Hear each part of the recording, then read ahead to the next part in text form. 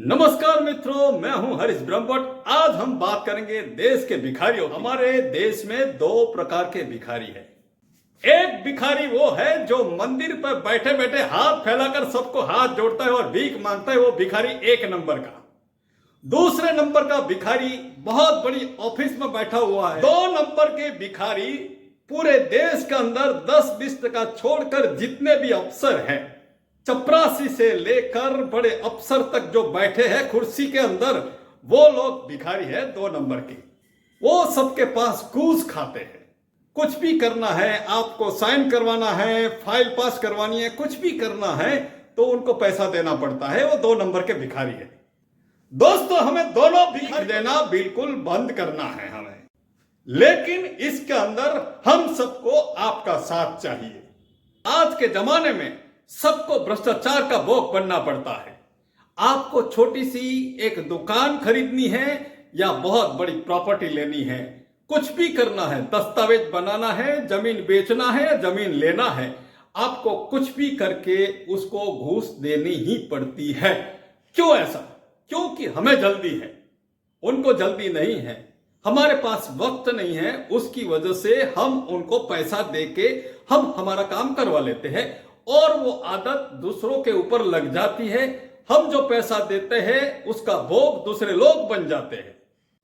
दोस्तों, आपने कभी कभी सुना होगा, टीवी के अंदर सुना होगा, पेपर के अंदर आपने न्यूज भी पढ़ी होगी कि एक भिखारी रास्ते पर मर गया और करोड़ों की जायदाद छोड़कर चला गया।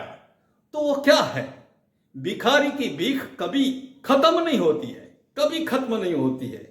वो भीख मांगता ही रहता है। दिन भर 500 लोग उसको भीख देंगे ना, तभी भी वो रात को भी वो भीख मांगेगा। वो बोलेगा मुझे खाना खाना है, तो उसकी भीख मिटती नहीं है। वैसे ही हमारे अफसर लोग जो ऊपर बैठे हैं, उनकी भी भीख कभी मिटती नहीं है।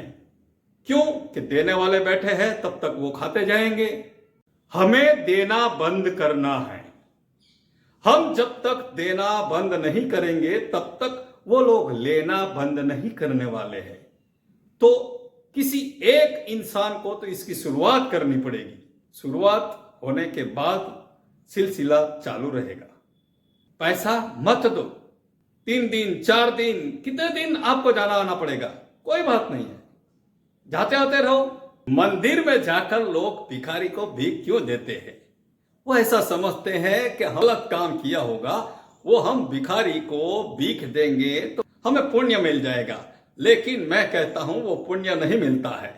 आपने जो पाप किया है वो पाप पाप ही रहता है। दोस्तों, रही बात बड़े भिखारी की, जो अफसर लोग बैठे हैं उनको तनख्वाह हमारी सरकार हमारे काम की वजह से देती है।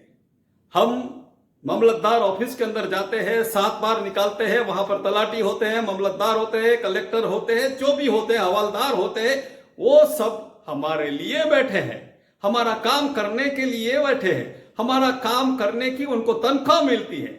लेकिन हम क्या करते हैं? हम जो हमारा काम करवाते हैं उसका पैसा हम देते हैं, यानी कि हम घूस देते हैं उसको। तो पगार किस बात की है? सरकार की जो पगार है वो किस बात की पगार है?